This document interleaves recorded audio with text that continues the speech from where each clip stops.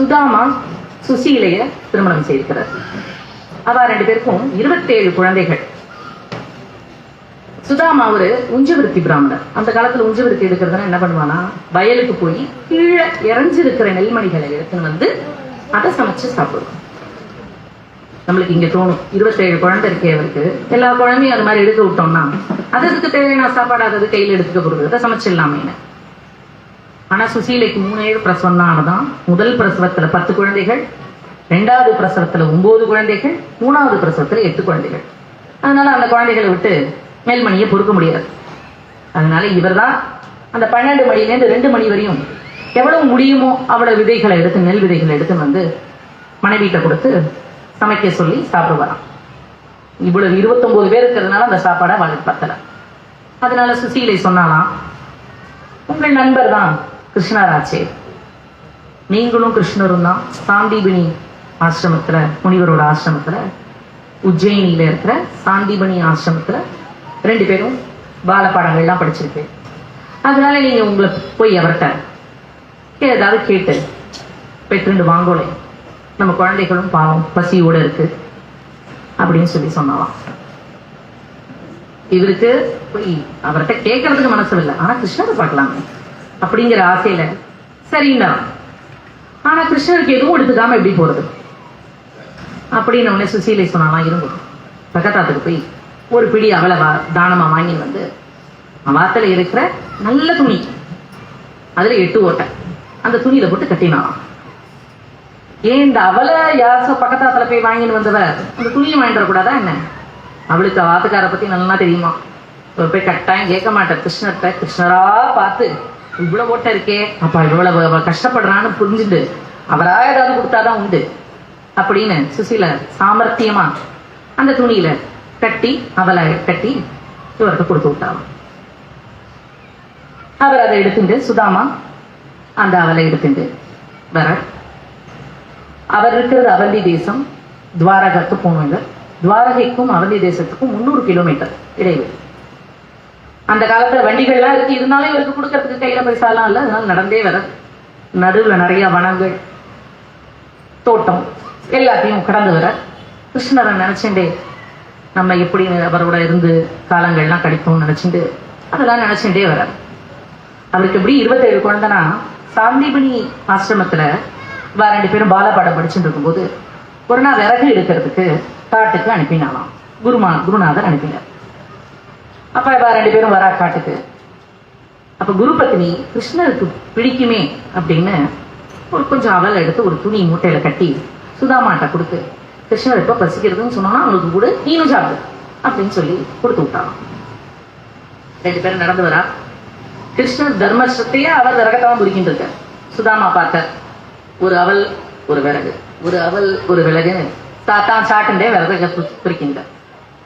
கொஞ்ச நேரம் ஆனவுடனே களைப்படைந்து கிருஷ்ணர் என்னமோ ஒரு சாட்டுண்டே வரைய என்னது அப்படின்னு கேட்டிருக்க.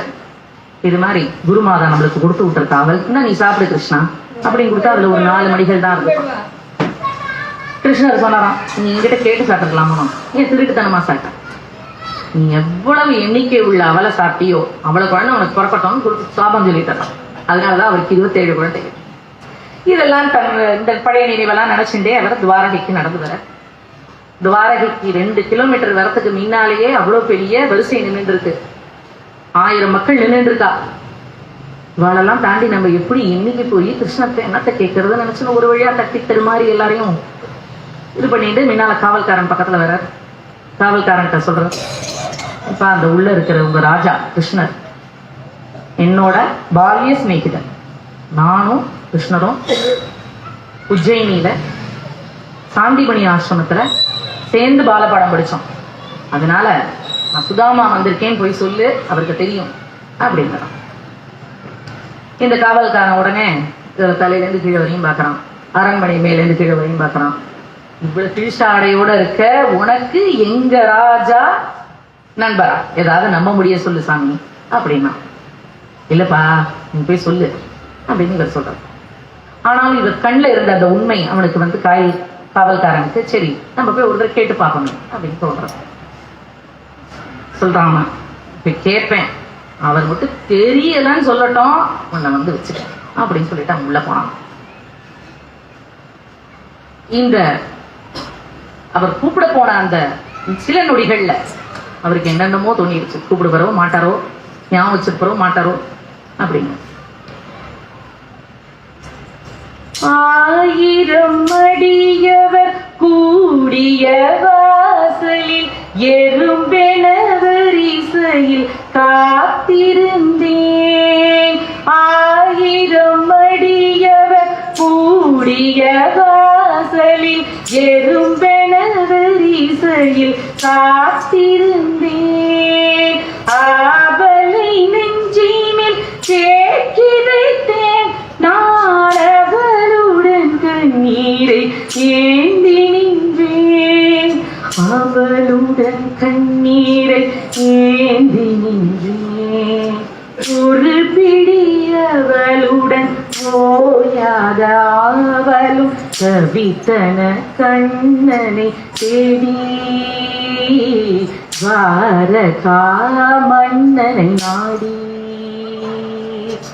நீல நீக்கம் கொண்ட நேசமழை முகில் ஓர விழியில் என்னை இனம் காணுமோ.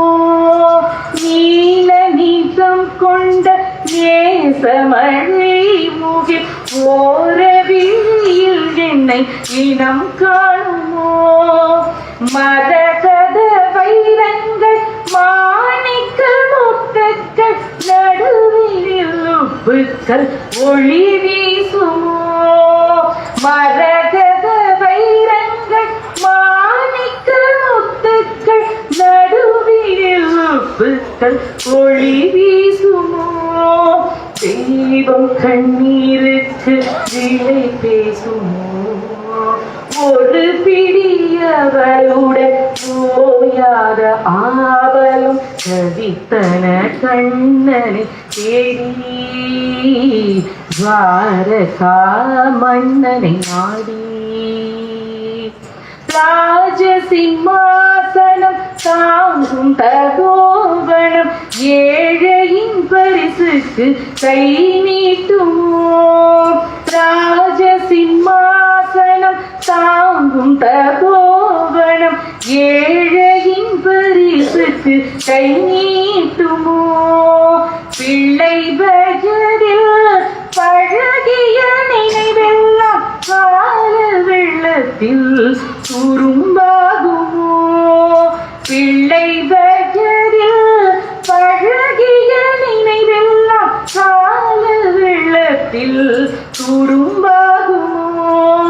கண்ணன் அருள் என்னை கரை சேர்க்குமோ. ஒரு பிடியவளுடன் ஓயாத ஆவலும் எதித்தன கண்ணனை தேடி. துவாரகா மன்னனை நாடி. துவாரகா மன்னனை நாடி. துவாரகா மன்னனை நாடி.